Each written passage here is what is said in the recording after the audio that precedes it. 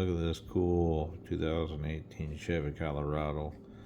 It's black on black, shiny. Comes with a free warranty, free smart screen TV with purchase. They'll ship it nationwide.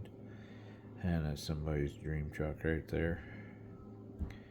Now let me tell you how this dream of somebody turned into a nightmare. Stay tuned and we'll go through it. Alright, hostages and hossagettes. Scooter, Fink's Fab Shop. So today's video is going to be a little different. It is car related. We are going to have some repairs and stuff going on, but it's not anything that we have been working on the channel.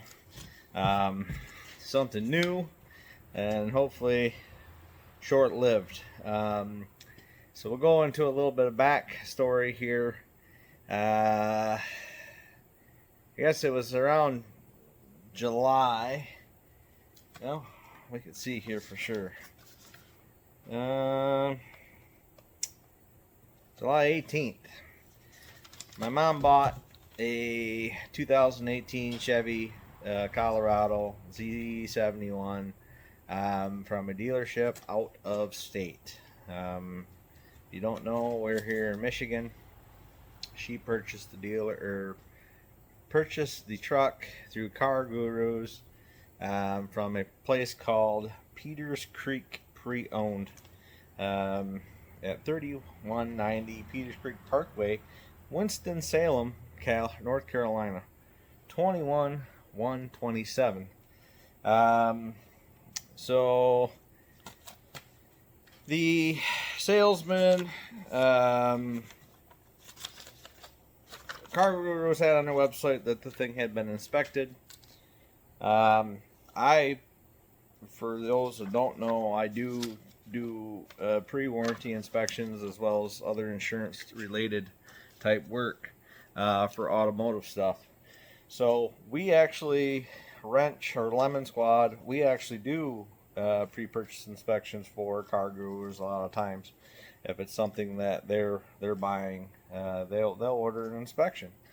So I didn't think too much of it. I told Ma, I said, well, if Car Guru says it's been inspected, it's probably, good to go. Now, with it being a used truck, I mean, you're going to expect, cosmetic flaws and things like that. But with it be coming from a dealership and it being supposedly inspected, and knowing North Carolina has a state inspection, I'm thinking it's been inspected twice. The likelihood of something mechanically being wrong with it, safety related, is probably, little to none.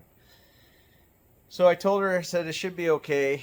If you really like the truck, go ahead and buy it. Now, I've bought cars online in the past and had them shipped. Like my Challenger, I actually bought out of Maryland, and that had been double inspected as well. And they shipped it into a local dealership, and I was able to go down and test drive the car and inspect the car and decide whether or not I was going to purchase the car, right? So I'm thinking it's the same thing. So she pulls the trigger on the car, wires $22,000 for BS title paperwork, doc fees, all that crap. Almost $1,000 of that. They charge you $15 for a title,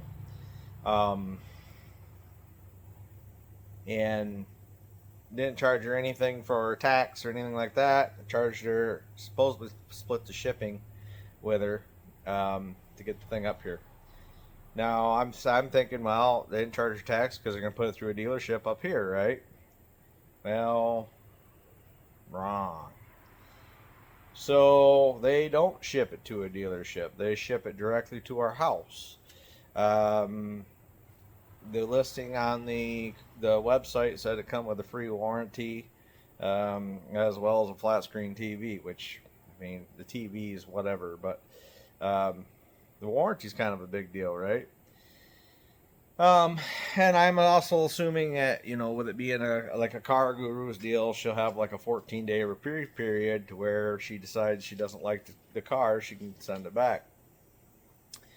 Well, that's not the case.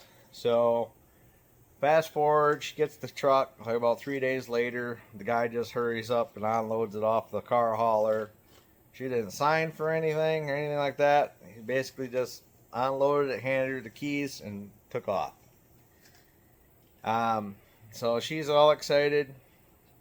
There's some cosmetic stuff. The inside of it hadn't really been detailed very well. It's absolutely filthy. She gets in it, goes drive down the road. She immediately comes back because the thing's shaking violently and it scares her.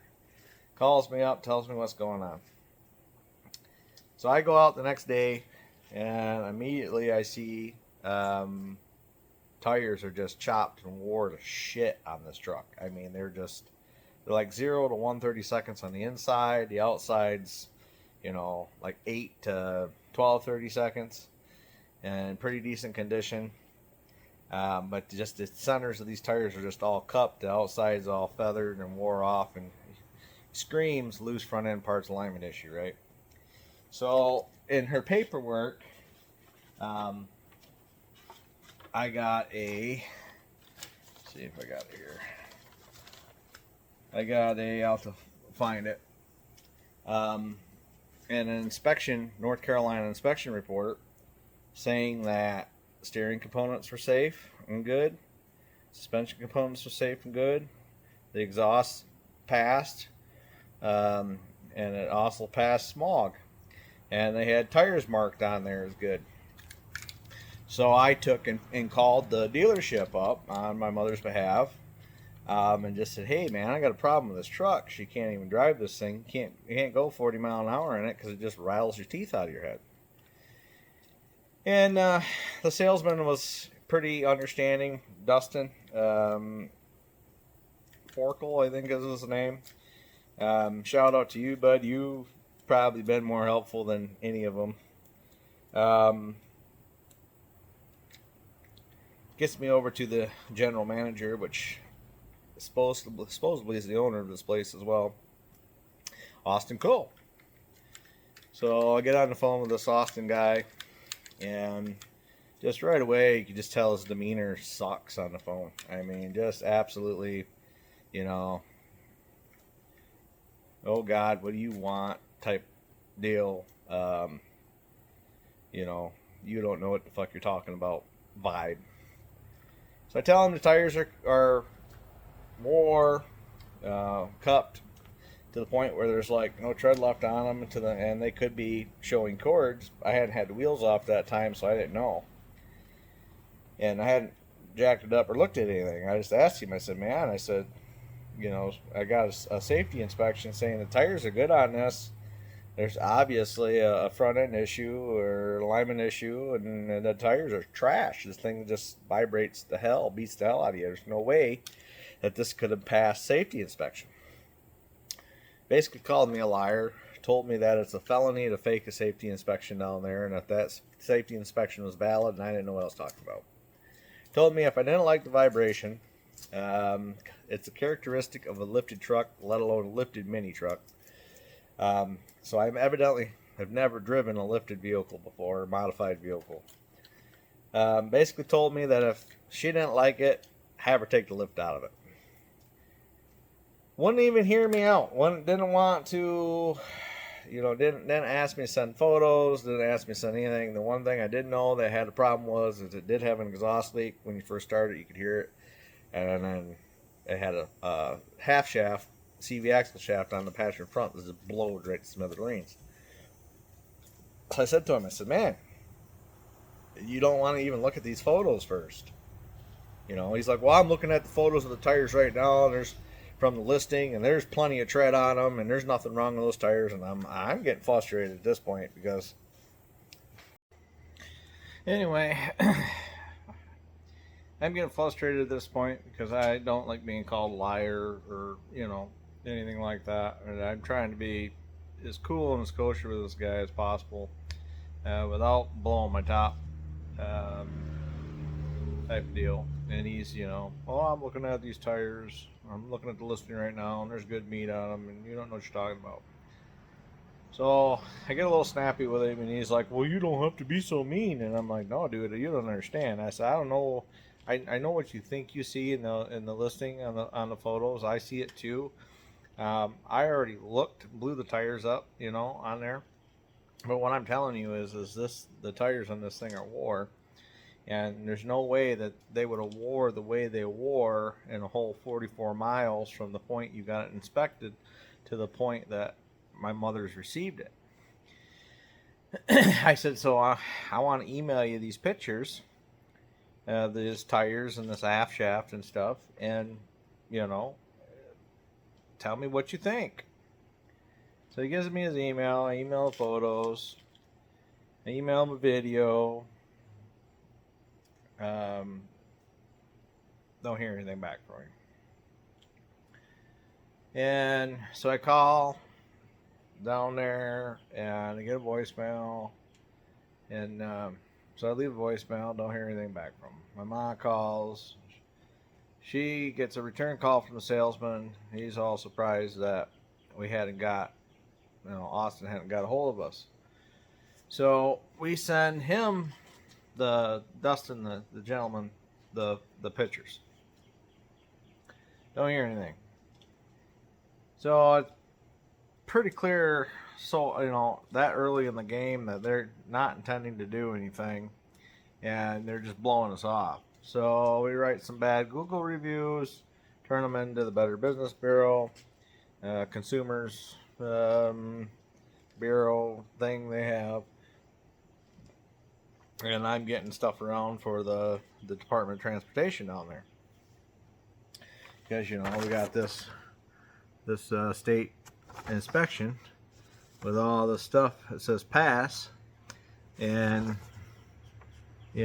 tires are right there, pass, and the front end components and all that other stuff. So then I ended up finding the guy on Facebook, and he's posting all these great deals on these cars and stuff. So I had wrote some reviews on there, and I copied and pasted my review and posted on there with pictures of this truck and everything else, buyer beware type deal, hoping that he would take us seriously and would get back to us. Well, so then I get a canned Google response. "Hey, please reach out to us. Sorry to hear about that. Blah blah blah blah. Call this number." It was a different number than what I originally been calling. So I'm thinking it's the owner or somebody like that above this Austin character that wants to sit down and talk about this stuff. So I call and I get the salesman, and I'm like, "Well, what the heck?" And I'm talking to him, and he's like, "He hasn't got back to you yet." And I was like, "No, he hasn't got back to me." He's like, "Well, I got the photos and the videos you sent." And he's like, I can clear as day see it's an issue, And then they're like, "Well, he's saying it's damaged on shipping." And I said, "There's no possible way that you're going to have that kind of tire wear or damage, and then the loose." And this time I had jacked it up, and loose ball joints, tie rod ends, sway bar links, all this stuff that had been passed for safety was bad. And I'm like, "There's this, and this. There's no way that would have got damaged in safety." And I said that was clearly pushed through on a safety inspection. And I says, "Whoever you guys got doing your safety inspection, Mr. Eric Jenkins, he's going to cost you guys a bunch of money." I said, "I don't know if this is some good old boy that you guys drink beer with or golf with on the weekends, or what, or if he just legitimately doesn't like doing his job, or he missed it because he was busy and he just pushed it through. I don't know, but you try to let you know you're going to have a problem if somebody gets hurt." And he's pretty empathetic. I understand. He's like, "Let me get you over to Austin." So, or no, Austin wasn't there. That he had stepped out. So he sends me over to his voicemail. I leave a voicemail. Never got a response. Well, then they started calling my mom.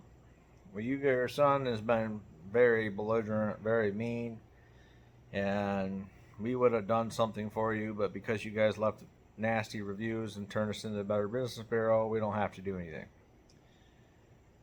So Mom says, fine, the reviews are going to stand. I'm going to turn you into the fucking Department of Transportation down there, DMV. Now, granted, now listen, it's been, at this point in time, it's been 15 days from the date she received the truck to now, or it's been longer than that now, but at that point in time, she still hasn't got a title or any of her paperwork. So she can go to the DMV here in Michigan and put this thing in her name and register it, put it on the street, and drive it. So she's inquiring about that, and they have no answer for her. They just keep going around the circle on it. So,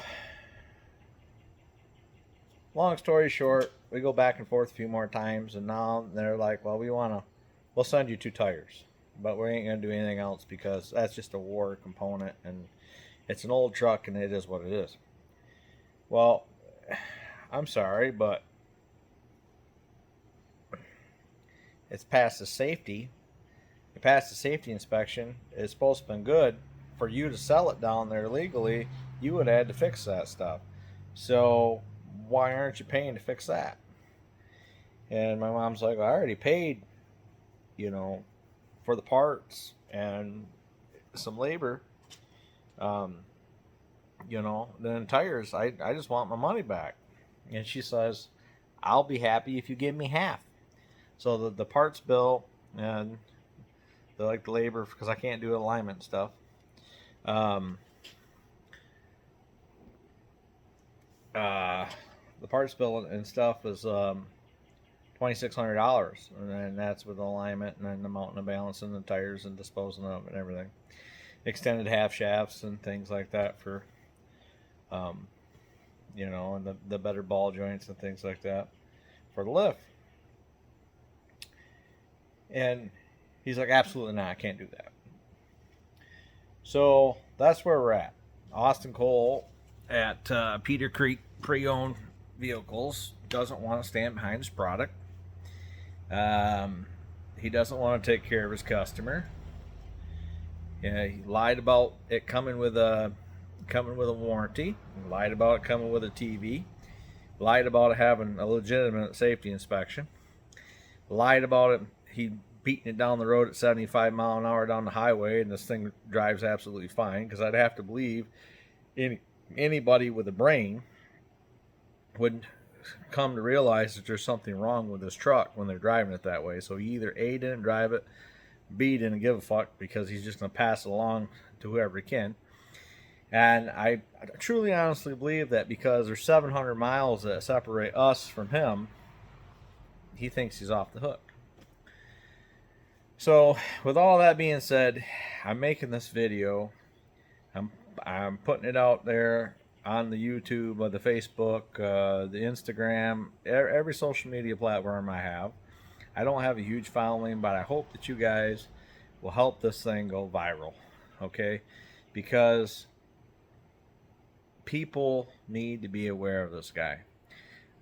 Because he's a scammer, he's a crook, and this Eric Jenkins guy, that's passing these vehicles through the safety inspections, they're going to get somebody hurt. Somebody is seriously going to get hurt. And I don't want to see any of that happen. I don't want, my loved ones getting hurt, and I don't want anybody else getting hurt. And that was one thing when I was a mechanic that was drilled into me in school, that you have people's lives in your palm of your hands when you touch that car. You have to make sure wheels are tight. You have to make sure front end suspension components aren't falling off. Engines aren't falling out of cars and things like that. Geez. And I understand stuff happens, accidents happen. We're all human, right? But this is just way too much to be slid through to be okay and be good. And it's not like we had put 500 miles on the thing and then all of a sudden we noticed an issue. This is right off the freaking bat, and it's literally 44 miles from the time that they had pulled it in and inspected it to the time that it had arrived at our lot. So they had driven it. So and I have to believe with my whole heart and everything that I know that this was shaking violently and doing that from day one, since they unloaded it off the car hauler when they bought it from the auction sale in Tennessee. They had that issue. So they just ignored it. So I'm asking you guys to help this video go viral. I want you to share it to everybody you possibly can share it to. Share the link to the YouTube page. Share the link to my Facebooker. Just take and get this video out there. All your friends and family. Just get it out there. Strangers, show it to people. And it's not just for views and to help my channel grow, but it's just to get, you know, the word of mouth out there that these guys are not a reputable dealer. And it's not for the fact that they don't want to do anything.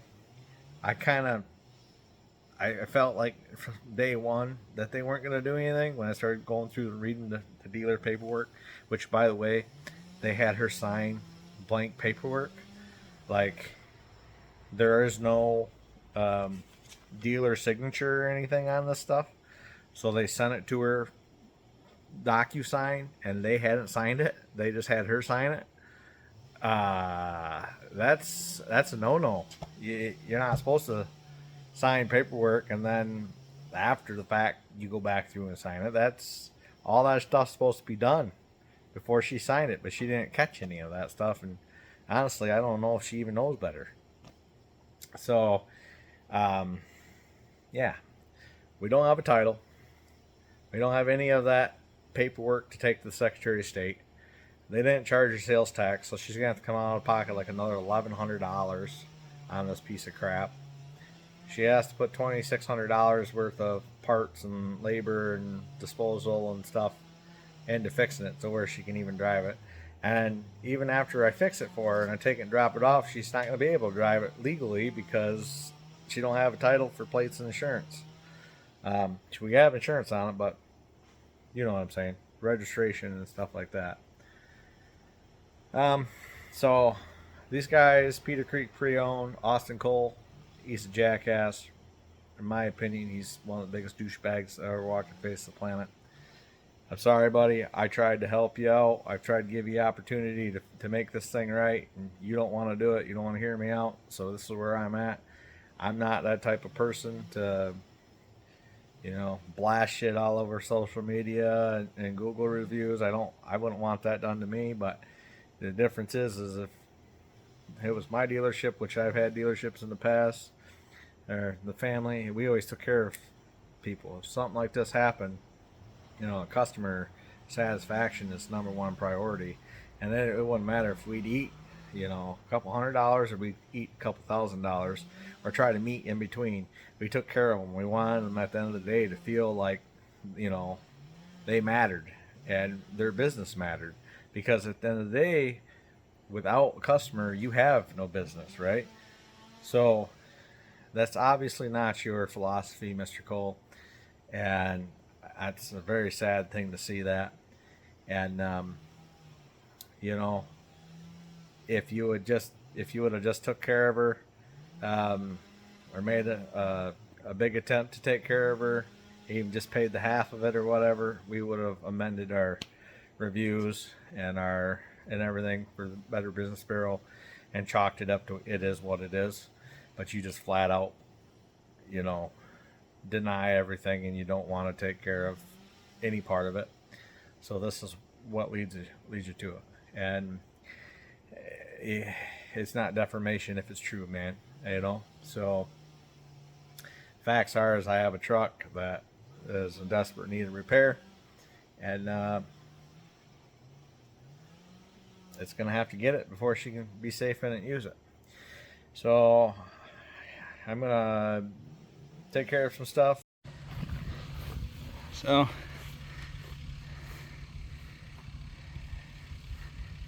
look at this Thunder Ranger AT,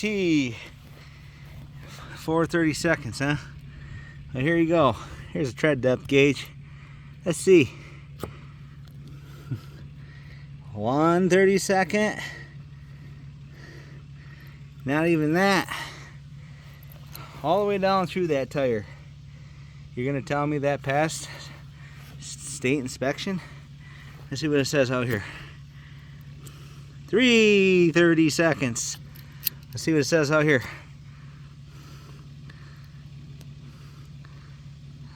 8:30 seconds. See what it says out here. Oh yeah, 12. So you got a tire that's inconsistently worn. 12 out here, which is almost new, to nothing on the inside. You're gonna tell me that that passed state inspection? There's no way. No possible way. So whoever you have doing your state inspections, you might want to rethink it, because they're gonna end up costing you a whole bunch. Let's see this other side. The other side is more worse. Look at 0, 1, 2, 6. Oh no, 5, 9. Okay, you're gonna tell me that that tire is wearing properly and is a safe tire from the highway, it would not cause this thing to vibrate. You're gonna tell me that these tires are not causing this truck to vibrate. It's got to be the lift kit, right? You're gonna tell me that's got to be the lift kit. It's not that CV axle. That's all blown to fucking pieces. I'd argue with you all day long about that. Driver's side upper ball joint. Watch right here. That's not supposed to move like that. You hear it clunking? No bueno. No good.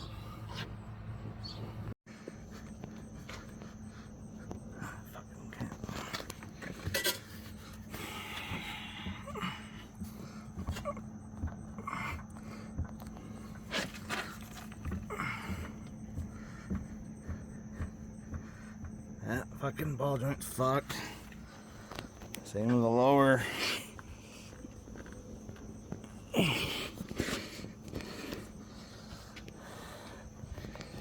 Sway bar link's fucked.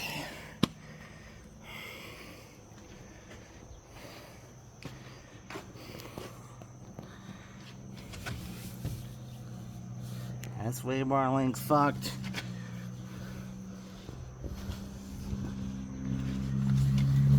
That axle shaft fucked.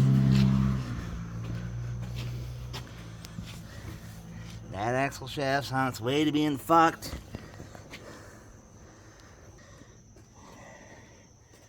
Your inspection guy, Eric, or whoever the fuck he is,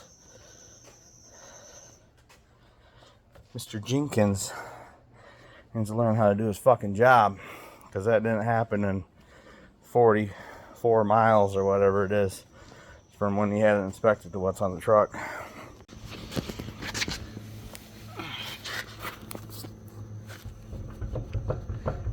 And our tire rod end's fucked. Lower ball joint's fucked. Oh, in the Colorado, it don't do anything. So evidently, we got a bad battery, a weak battery. This thing's only been sitting here about a week and a half, I guess. I don't know, maybe 2 weeks since I've had it sitting here.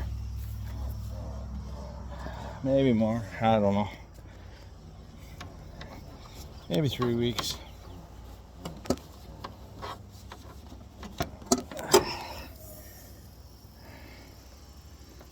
Yeah, Duracell battery in it, but she's a little crusty. So that's fucking lovely. Alright, well, we'll put a battery charger on it.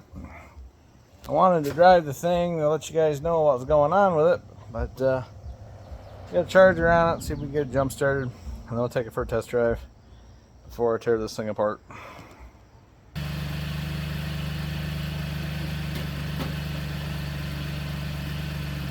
don't know if you could hear that. flex pipe back there leaking, but they passed that. No exhaust leak. We gotta get that from the local parts store yet.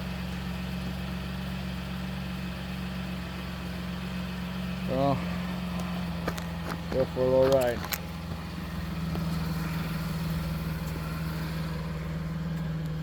We ain't gonna go far. Now we're gonna go enough to where you can see. And it ain't got no what you want to call it in it. Some fancy wheels.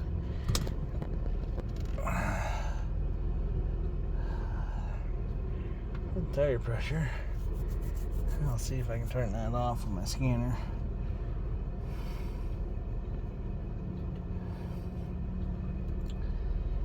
Car coming down the road. It's a problem with living half in the city and half out of the city. Traffic.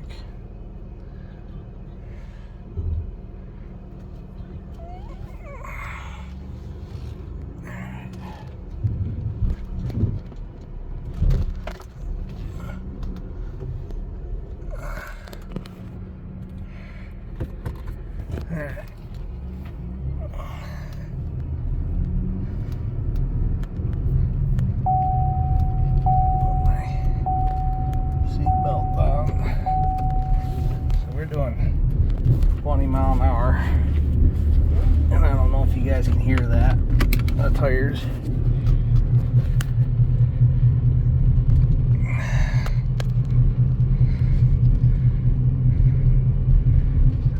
But there's already a vibration in the front end of this thing.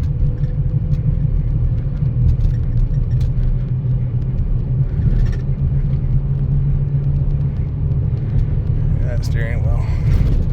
45 thing just vibrates the living shit right out of you. You're gonna tell me that passed safety inspection. It drives pretty straight, but it's all over the road. And then, you know, we're doing 55 and it's already got the death wobble. There's no way he did 85 in it without it not thinking something's up. There's 65 and this thing's just all over the road. Alright guys, let's take a look at the tools we're going to need to complete this job. Half-inch impact would be helpful. You can do this with hand tools if you don't have air tools, but this definitely will make a job a lot easier, whether it's air impact or electric impact. We're going to need a rather large hammer. If you have a dead blow style, I highly recommend it. It's just going to get more force. A smaller hammer, a small pry bar or flat bladed screwdriver. A larger pry bar can be helpful. A 3/8 drive flex head. And a 7/8 short 3/8 socket. A half-inch drive does not have to be flex head, but flex head can be helpful. Half-inch drive, 21mm impact swivel is very helpful. If you don't have that, you can always use a short impact socket with a universal. A 21mm deep well impact socket, a 36mm deep well impact socket, that is for the axle nut, a 19mm deep well impact socket, those are for the lugs as well as some of the suspension components. A 18mm swivel is helpful, a 18mm deep well impact socket, a 25mm or 7/8 deep impact socket. This is for the lower ball joint, taking it off if it's factory. If you put the heavy duty ball joints back in it, like I did, your nut is probably going to be 1 7/8 inches. A short or deep 7/8 impact socket is helpful. A 10mm 3/8 drive deep well socket. We use this primarily to tighten up tie rod in. Some helpful things, but aren't required, is something to hang your caliper out of the way. This is just a posable metal rod from Matco, but a coat hanger, mechanics wire, large zip ties, anything like that would be helpful. A small pick or screwdriver, flat blade screwdriver, to undo your ABS connector on your wheel bearing. A 21mm boxed in wrench, a pair of locking vice grip pliers, a large pair of snap ring pliers. This is for putting the retaining ring on the lower ball joint when you install it. Set of side cutters or needle nose pliers work well for bending the cotter key for the lock nut or castle nut for the lower ball joint. A ball joint press to press in the lower ball joint, and assorted adapters so you don't ruin the new boot. You can press the ball joint in with other means, but this is very encouraged. And some sort of lubricant when you're pressing in the new parts. This is just some Ultra Seal, universal stuff. And then if you have ghetto wheels with covers, you'll need a 6mm probably Allen head to remove them off the wheels. If you have an axle shaft that's leaking oil, some shop rags would be helpful to clean up the mess, and some sort of cleaner. I just used Simple Green that I have in a bottle.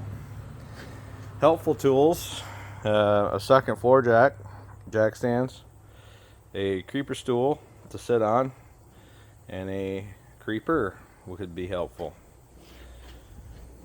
And that is the look of the tools that you need to do this job. Upper control arms, lower ball joints, CV axle shafts, tie rod ends,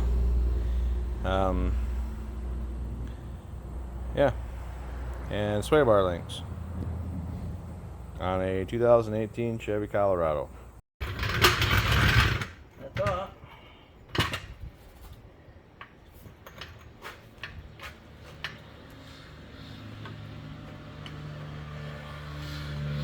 We'll do it this way. I really want to do it this way, but I don't mind hoist this available. So. That's okay. I can show you how lopped out these ball joints are.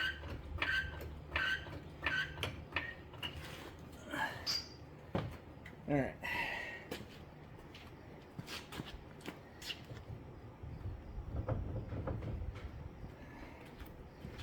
Bring you out here so you can see.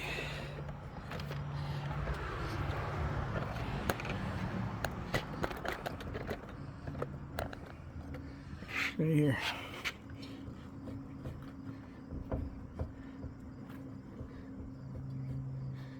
Yeah. That tire.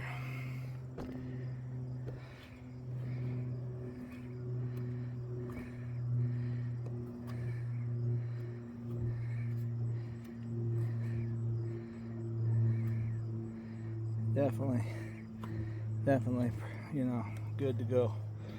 And if I stick you in here like this,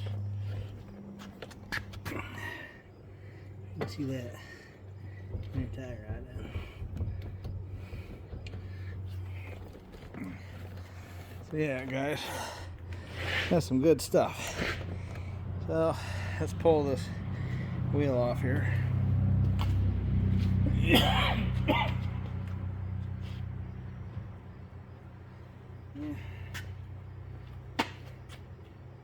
Get some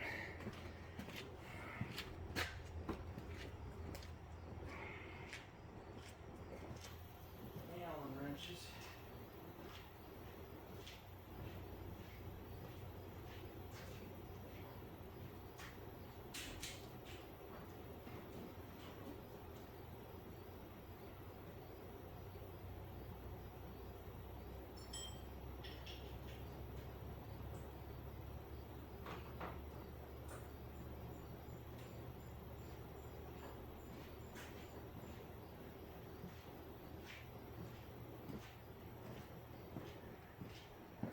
take this cover off.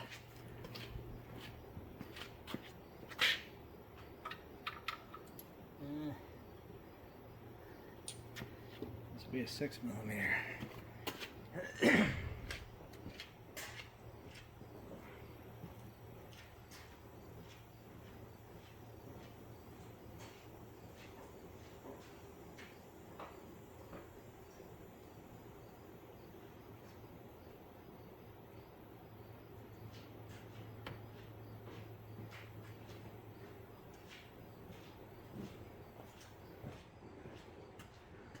I don't know how much of this we're going to get done tonight.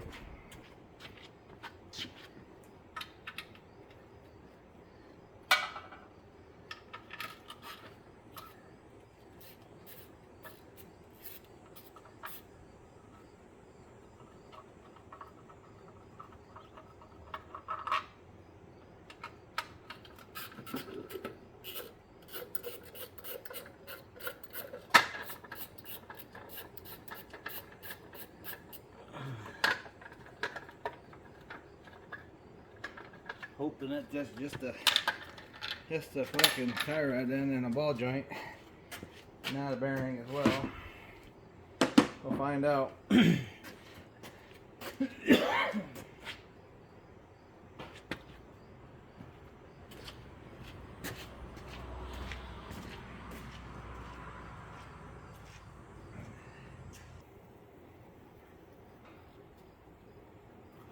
fucking bad tire.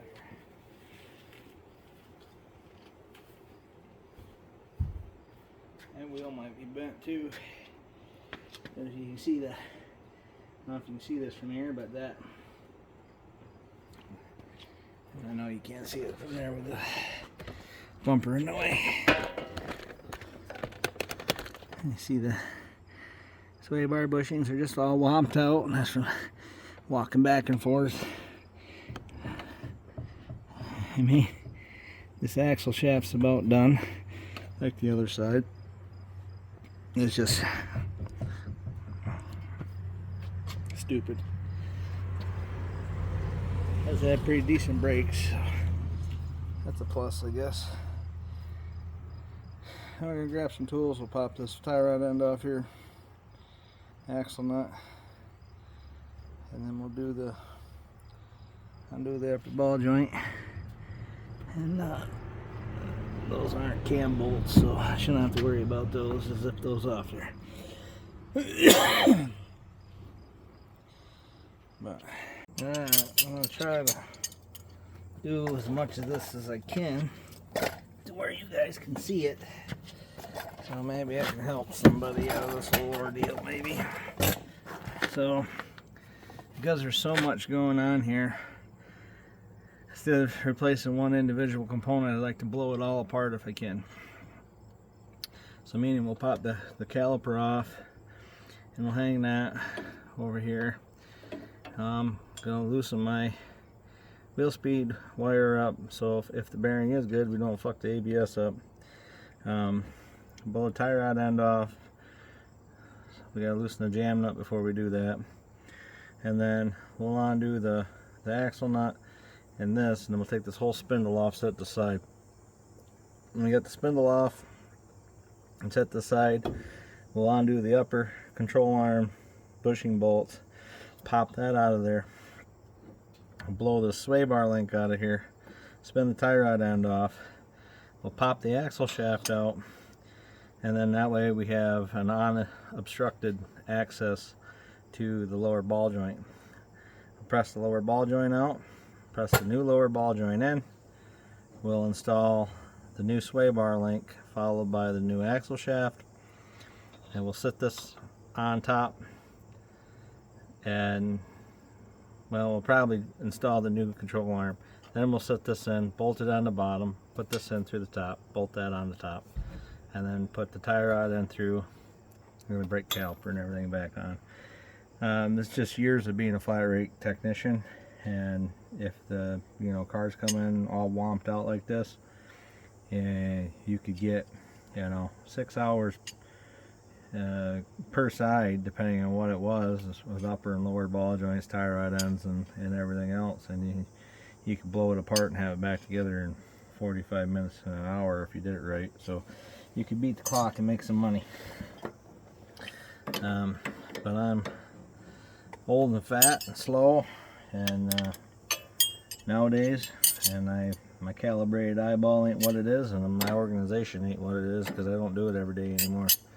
So that's obviously a 21 millimeter, no, 19. I'll be right back. For the lower ball joint, because I assuming it's 7/8, and I can't find my 7/8 deep. Well, this gotta go the other way. I'm on the opposite side.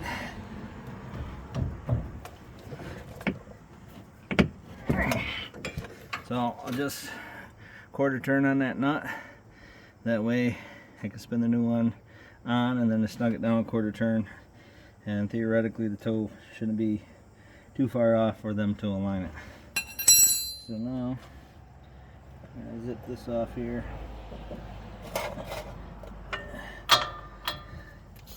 Hopefully it don't just spin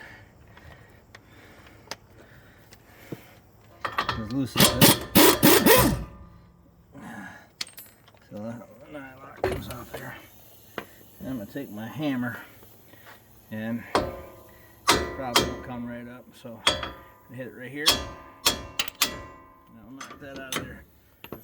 And then just spin this right off here.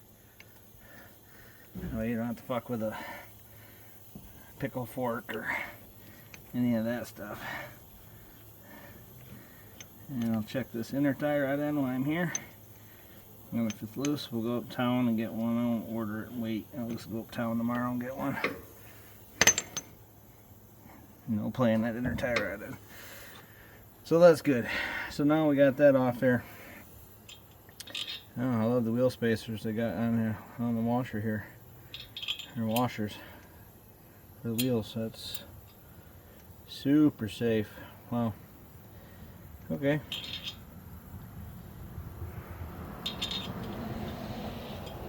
Alright, well, I don't know what to do about that right now. Alright, so 36 millimeter axle socket.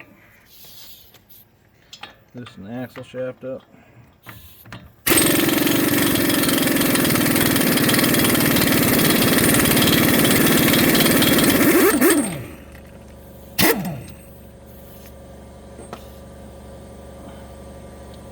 Reach in here with our pick. Try to pull our washer out, because odds are that probably don't come with a new washer, the new one. Hopefully it comes with a new nut. We'll put that down there just in case. And then we're going to come around here. And we're going to get an 18 millimeter swivel and put on these.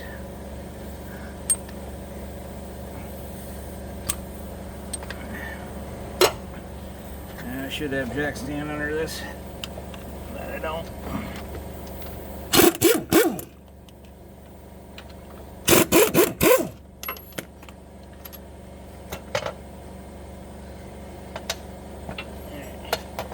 We're gonna pull this off here. I'm gonna hook this. These are Matco, but you can buy them other places, or you can make your own. For years I used coat hanger. Just hangs that off the side. This is screwed on there. If you want to take some weight off, you can pull this rotor off.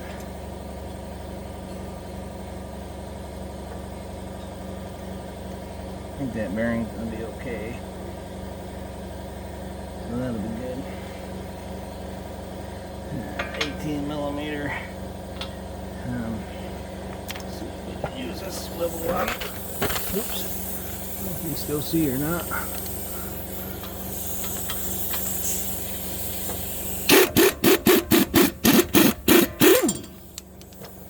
Okay. You know, don't make much sense to try to go up a hit like this. I mean, you can, but it ain't gonna come out, and you're probably gonna just mushroom this off. Take your hammer, hit it right here.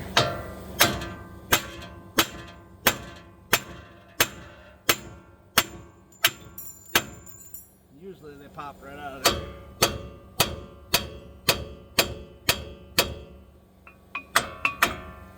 Might have to get a pickle fork on this one. Oh, there you go.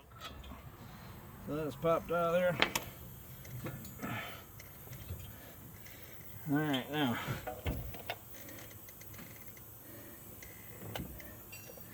Hopefully. Alright, so 7/8 or 25 millimeter.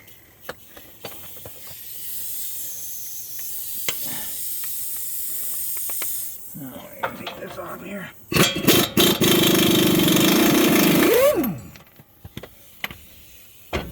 And as you can see, that axle shaft's pretty much fucked too. At least I think you can see that.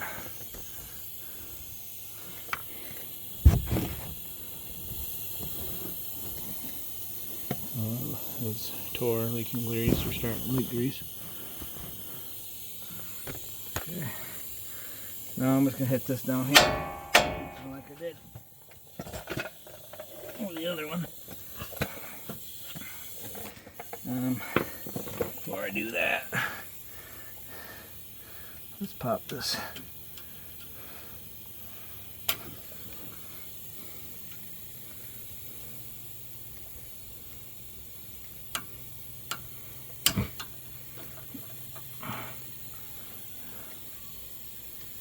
I got the zip tied to the fucking brake line. That's not the most smart thing to do.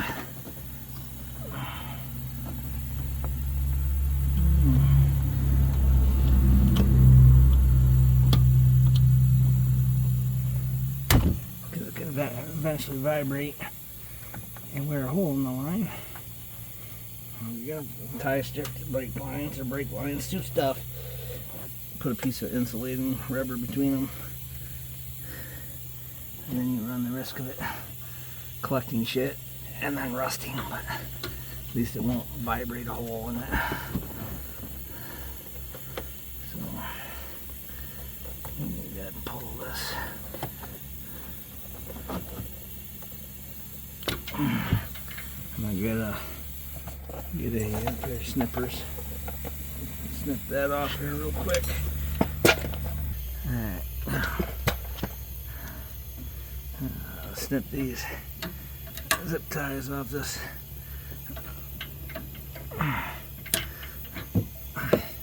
So now when this drops, and it's going to drop, keep your toes and shit back. It won't rip that fucking wheel speed sensor off there. Now I still have it on this, and what you can do is take your nut,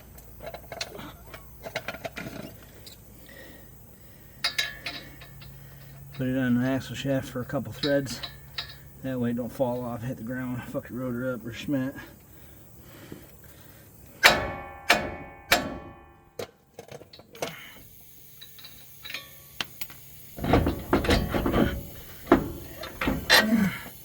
And then there's your spindle off. Out of the way. And get blow bearing to be okay. And the axle shaft is pretty rusty. You can see that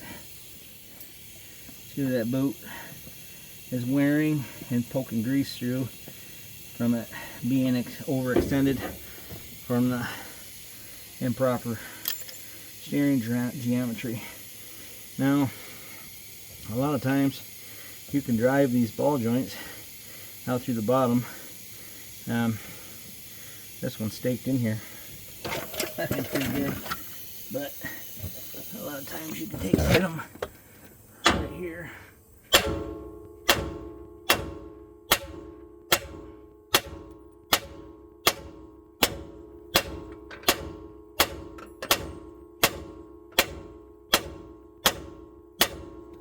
Get them to start moving, and then they'll pull out and grab a pry bar so I can pop them stakes back a little bit.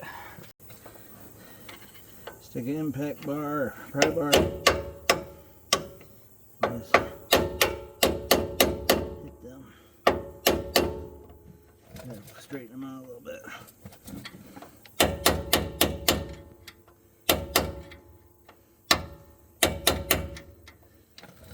lot of times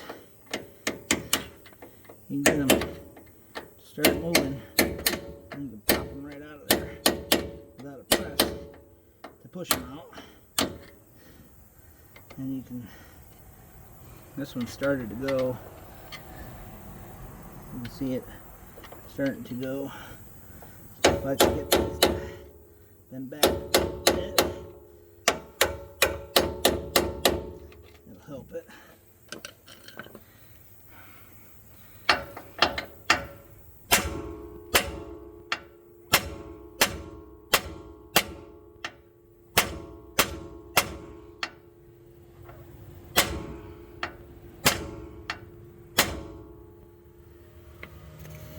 Starting to.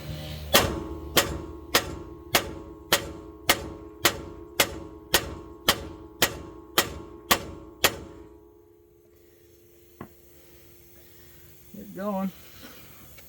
I don't know how well you can see it. We're losing light.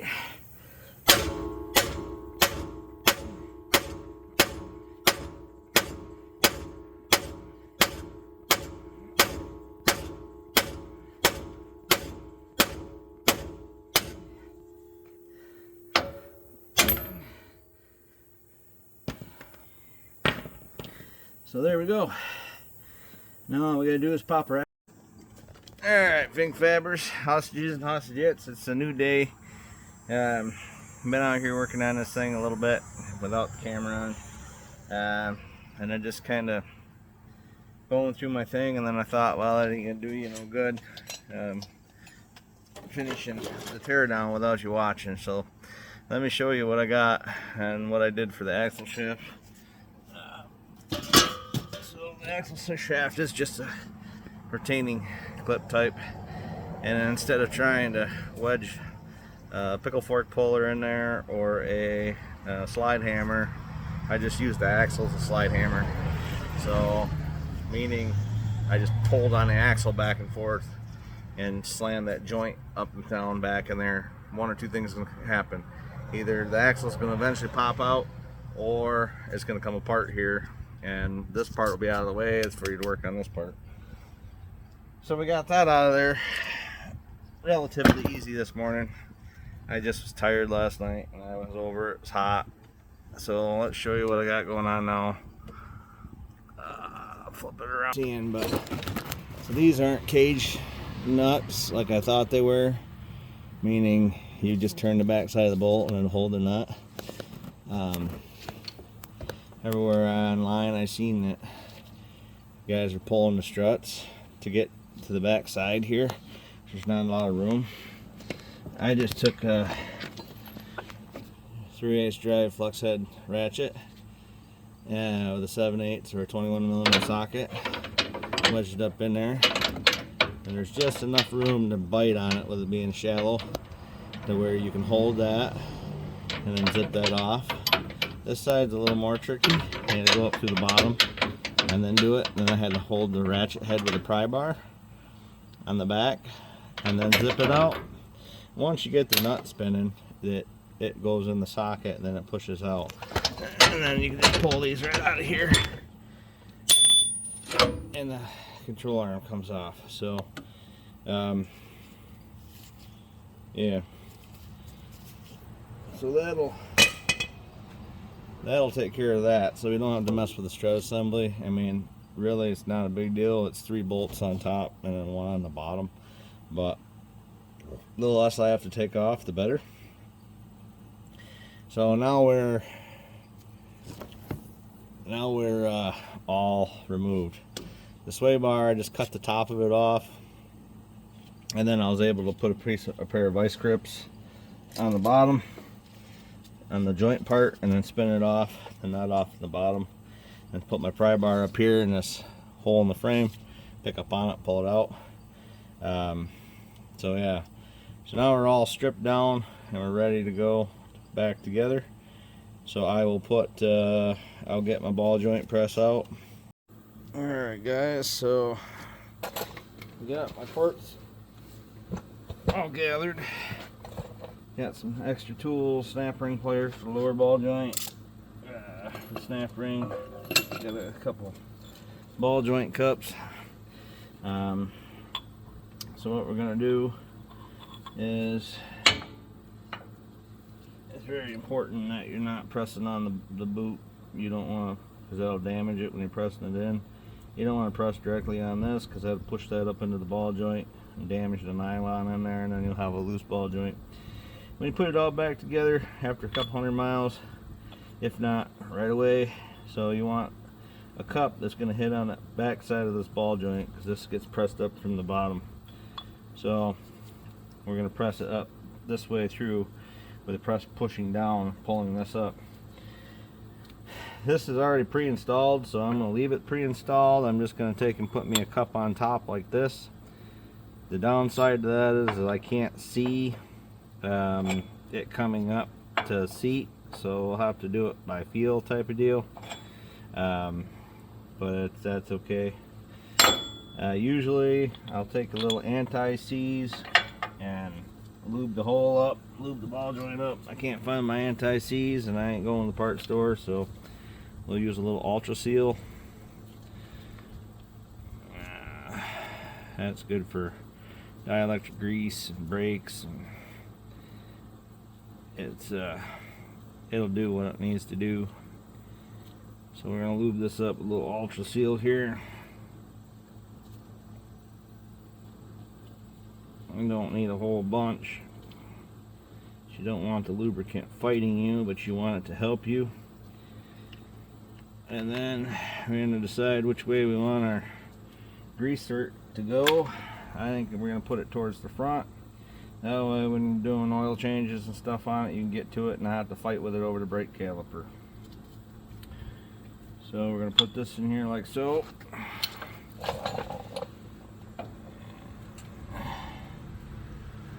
And I've done this where I've put a bigger cup on the bottom and I've pressed them in with floor jacks, scissor jacks, you know, but I got a ball joint press, so we're going to use the ball joint press today because I'm not in a pickle or a pinch. And technically you're not supposed to use impact on the ball joint press. You're supposed to use a hand ratchet. Ain't no one got time for that. Where'd my socket go?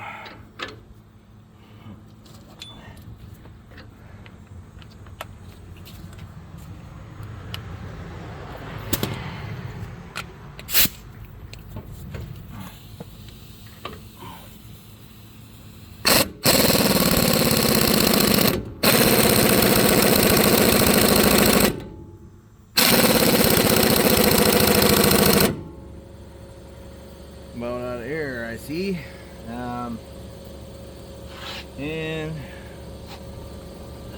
if you're, for some reason your ball joint is not going square or it's fighting you, just take a hammer, hit on the back side here.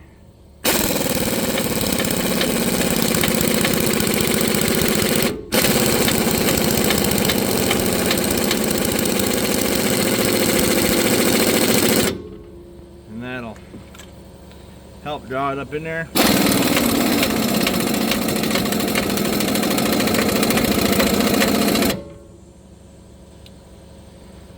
Normally it wouldn't take this long, but I ran my compressor all the way out, so I don't have a lot of air running in the impact.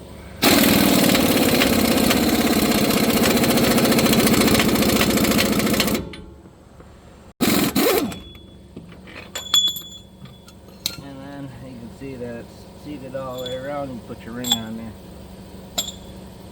Normally, if it ain't seated, you ain't gonna get this snap ring on there right.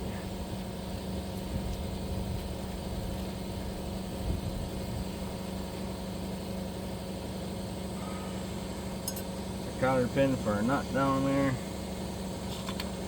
You don't have to have a pair of snap ring pliers to put this on, but I do, so I use them.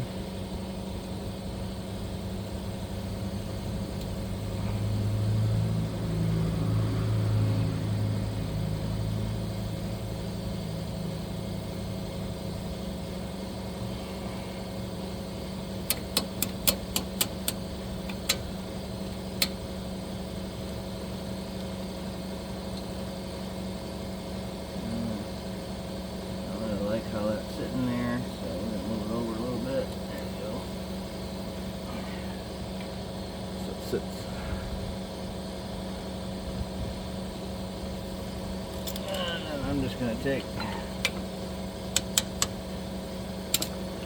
that's not necessary, but I always like to just caulk my snap rings and put it against this lip right here on this control arm if we got one, so it helps maintain constant pressure on it. Okay, ball joints installed, lower. Now we're going to come over here to our Hossy jacksel. This thing is fucking beefy. Now, I don't know if you can see that or not.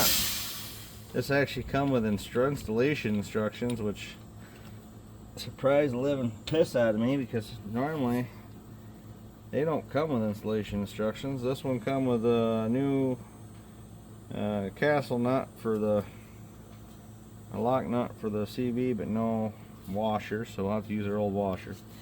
Their instructions stated that they want this O-ring lubricated before you try to put it in. So again, we're just going to use some of this Silk Glide. I would use anti-seize or some other form of gear oil or whatever, but this will work just fine. Ain't gonna hurt anything.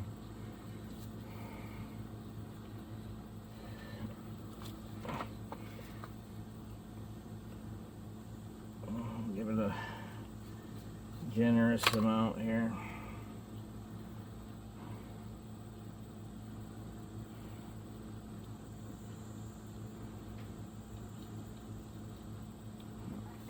I'm gonna give a little on the shaft here, so when it slides in that seal, I don't nick it or anything stupid. And this is gonna go right in there like that. And we'll set that to the side. This is our upper control arm bolt for this side over here, which we'll be using right here in a few seconds. So this is a different style stabilizer link than what we took off. It's not OEM.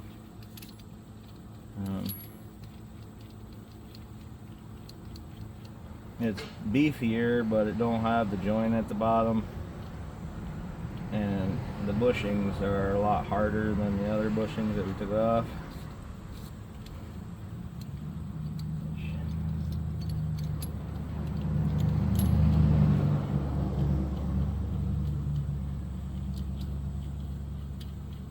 Got a goofy fucking castle nut on it, but anyway, so it's got a sleeve.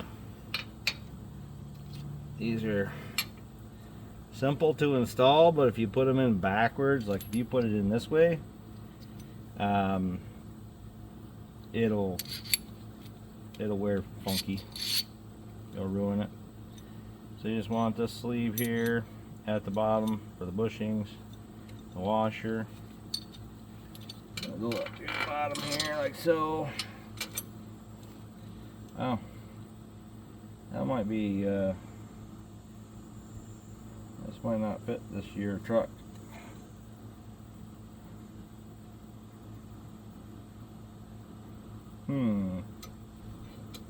Interesting. Said it did. When I took off here.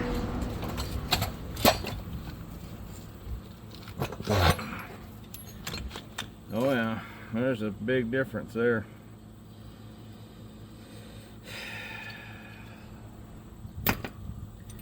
Okay, well, disregard that. We're gonna get a different sway bar, I guess, uptown.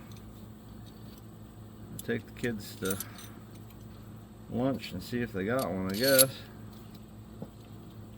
Fuck.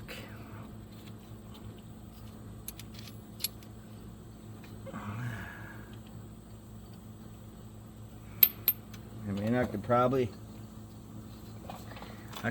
get this to go on there, but that's a big difference. And I worry that it'll cause steering issues in the tire rod end. Alright, pretend like we put that in there, guys. So So this is me as a flat rate tech. That would be the chronological order I'd do if I had all the parts and I was doing this whole big job. Do the lower ball joint, do the axle shaft, do the sway bar link, do the outer tie rod end, and then do the upper tie rod end, and then put my spindle and everything on there. But technically you could put your spindle on there right now if you wanted to, but I don't like working around it. So with it off the ground, it's just real easy to get in here and do what I need to do. So we're out to get some of those uptown. Yippee skippy. So I'll throw a little ultra seal on this here.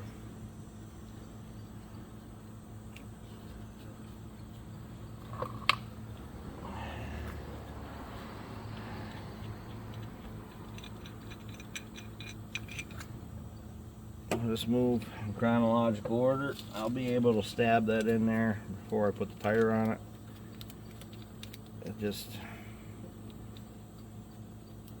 The rotor will be in my way. Just have to work around it. I'll put a bunch of dirt on my fucking new tire rod in, that'd be good.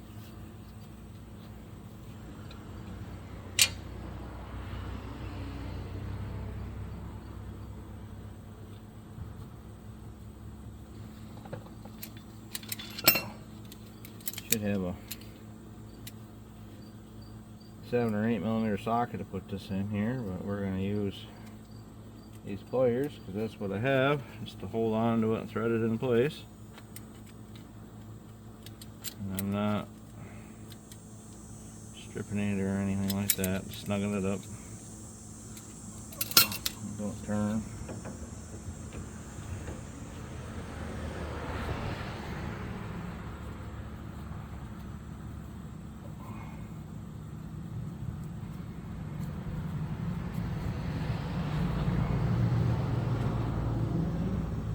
Remember, it's a half turn, tighten it up. And then we're going to put this in here.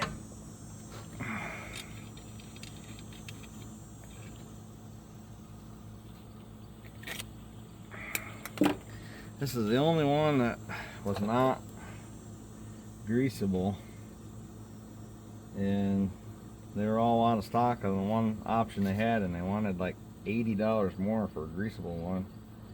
That's heavy duty, and this is heavy duty non-greasable. I could drill and tap that and put a greaser in it, but I don't think I'm gonna bother with it right now. Maybe. Okay, what's going on here?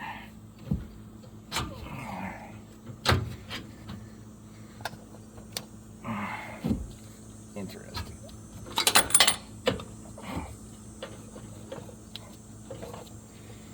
All right. That thing's going in there awful hard. It's the right side.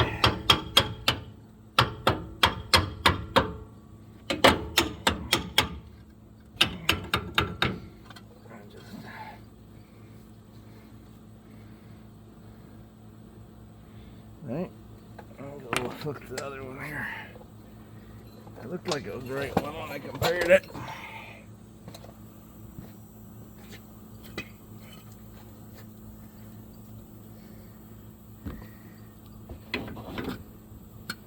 Yeah, it's the right one. For whatever reason, that's a little firm going in there. Make sure that's the right bolt.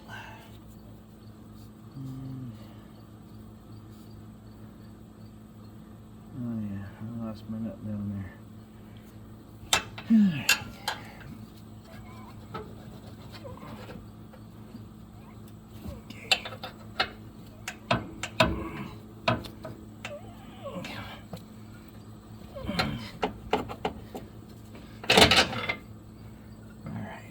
That.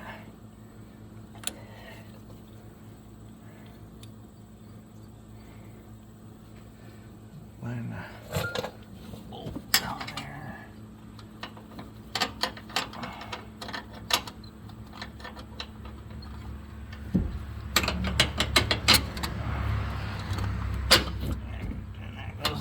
that. I'm gonna tip that control arm up out of the way so I can start my nut. This one will be easy to start. This one here is gonna be a cocksucker. I gotta get my nut over here. Hey, what's up? Hey! We're ready. Alright, so we're back from our lunch shenanigans. Both part stores in town were closed. Go figure. One closes at noon and the other at 1. It's a Saturday, so if I want parts, I gotta go to the big city. I'm not worried about that right now, so we'll get those later. Wife and I are going on a date tonight, so I'll see about stopping and getting them on the way. We're gonna throw this knuckle back up here.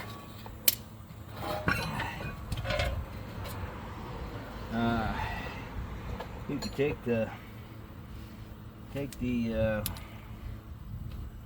flip this over here so it's out of my way. You could take the rotor off this thing and it'd be a hell of a lot lighter. I'm a glutton for punishment, so get my big castle nut here. Put that right there so I can grab it when I need it. Tilt this in, get it started on the ball joint. See the axle shaft all at one time.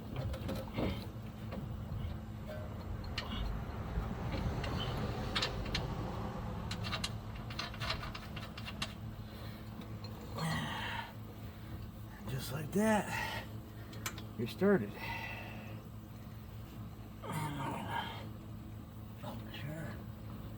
My axle spline.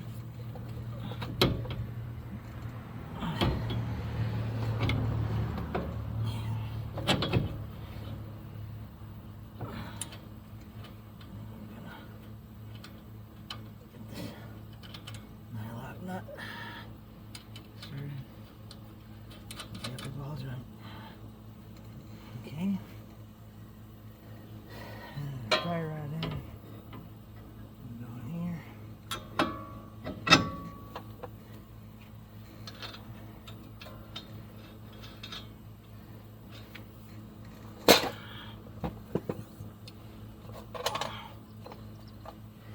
Put our CV axle washer on there. And they're not.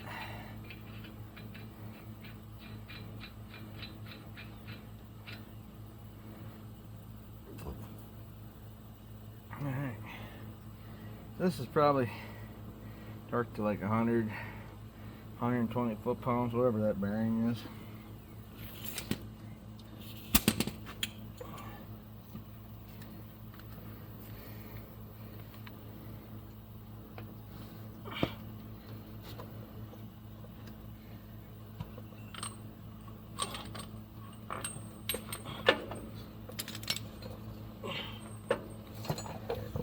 What I usually do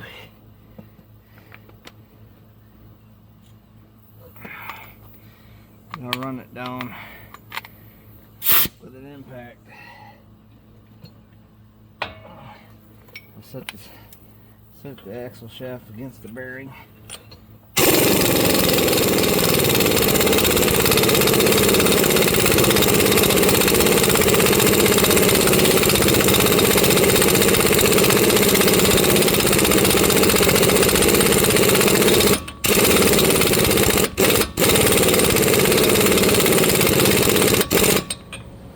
So this starts to tighten up. And I'll hit it once more.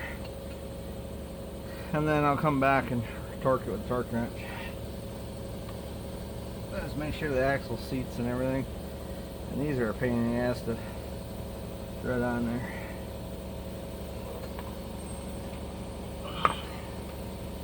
And then I get the rear bolts already tight. We're going to zip this tie rod in down here.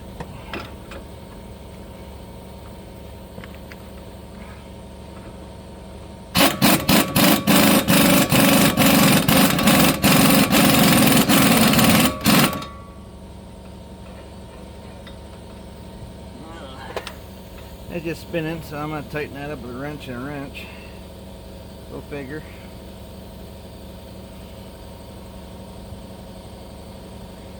Let's see this half-inch impact. Not really the best tool to be tightening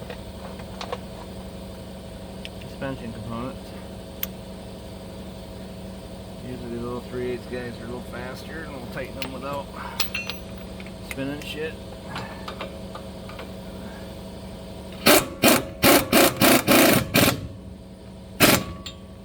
Well, it's tight. I'll just tighten that with a hand wrench. Assume that's where it's got to be.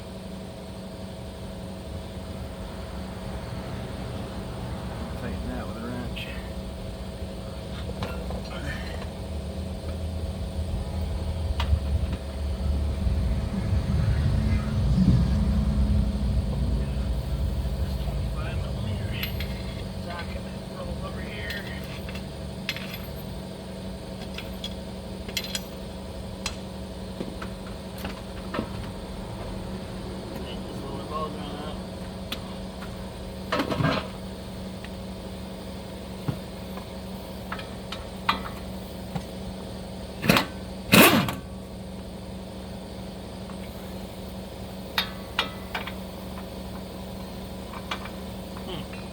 That nut's bigger. Interesting. 15/16 maybe. I'll have to go get a socket, but basically you tighten that ball joint up, slide your cotter key in there, tighten this up, throw your brake caliper around there, and hook your wheel speed sensor and everything all up, and you're good to go. So hopefully that helps somebody. I'll probably record the other side coming apart so you can watch me pop the CV axle out, but I didn't show that on camera. Alright, let's blow this side apart.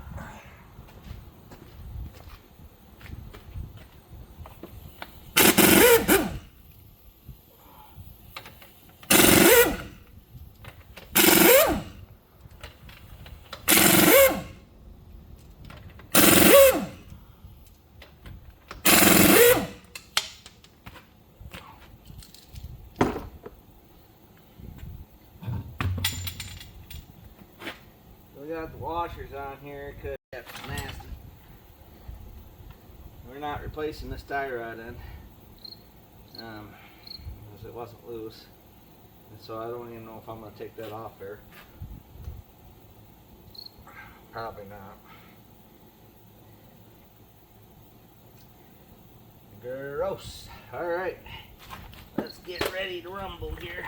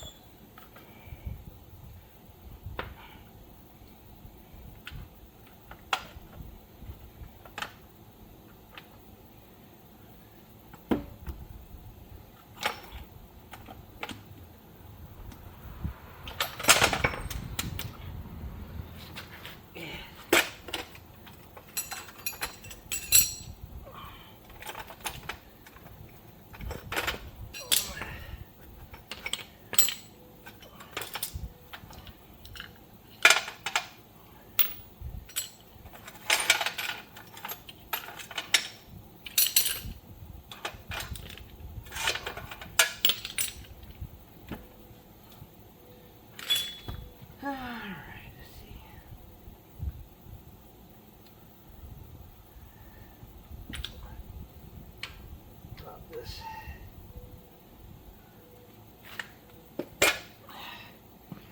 And I'm clean the hell out of this side when I go back together to get rid of all this axle grease. You don't have to, but let's just collect dirt. Shit.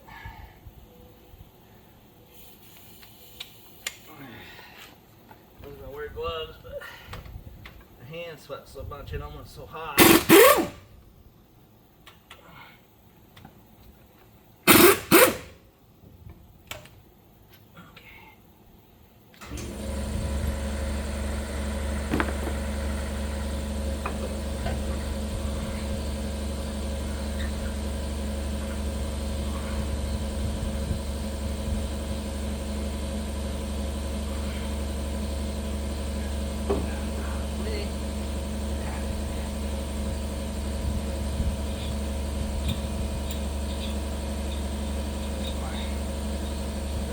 Wheel spacers here.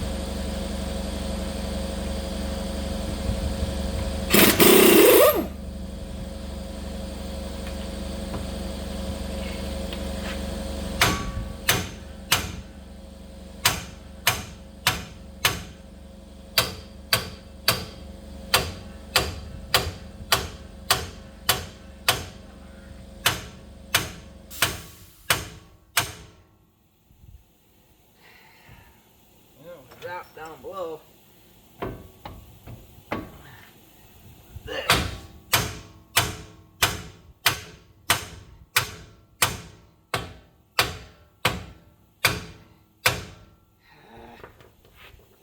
Guess I go get a pickle fork, but there we go. Screw the pickle fork.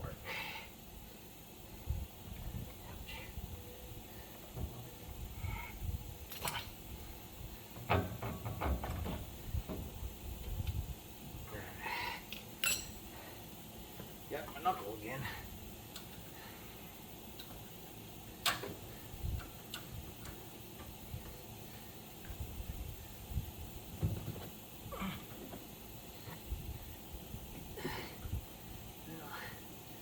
This tag don't have fancy.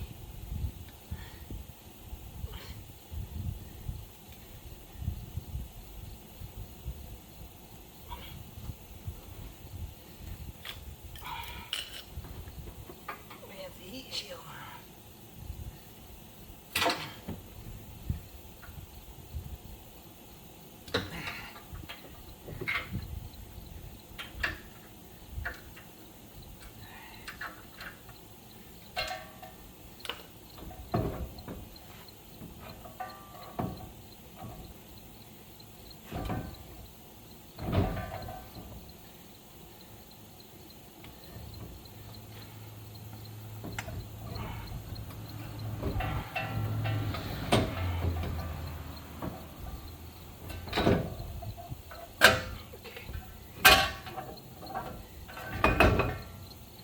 Move that out of the way.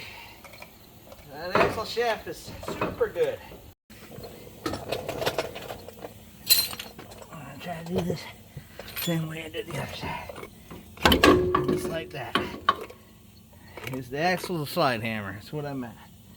Man, I'm gonna throw that back there because I don't want grease in my shop. Alright guys, well, we got this this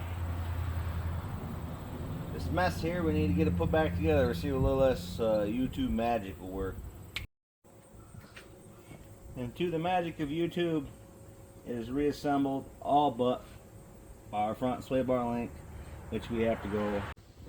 Here's a look at all the replaced components. Bet you can't understand why we replaced the axle shaft.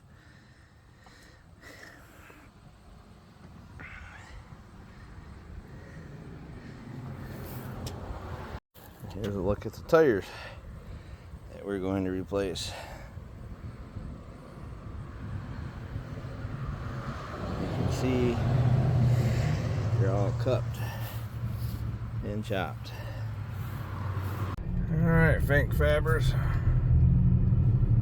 Got her all back together.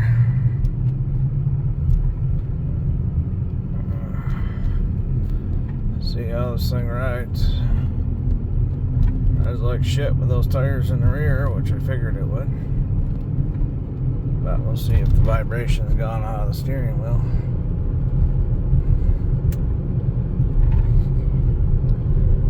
Going 40 mile an hour and it ain't vibrating. I wonder what happened to the steering wheel. I wonder why it ain't vibrating. Yeah. Wonder why it ain't vibrating and it ain't all over the road. I thought this was a characteristic of a lifted truck. Austin Cole.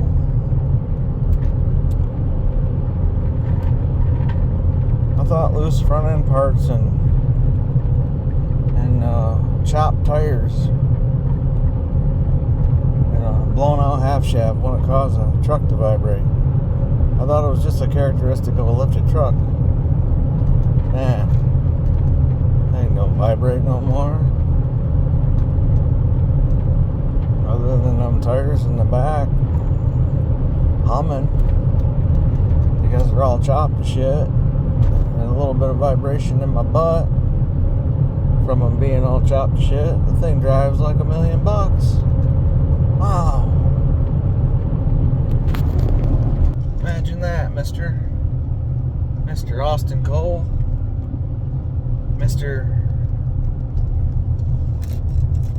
It's just a characteristic of a lifted truck. Have you ever driven a lifted truck before?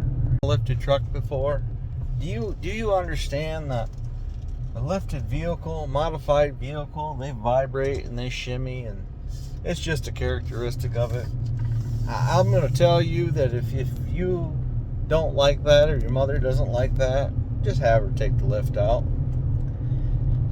You know what I say to you, Mr. Austin Cole? I say that you're a dumb fuck, a jackass, or as we would call it up here, a jackwagon. You don't know your ass from your hole in the ground, and frankly, you are an embarrassment to the automotive community, sir.